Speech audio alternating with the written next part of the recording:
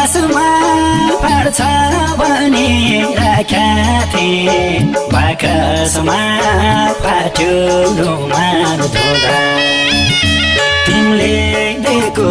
फाट्यो रुमाल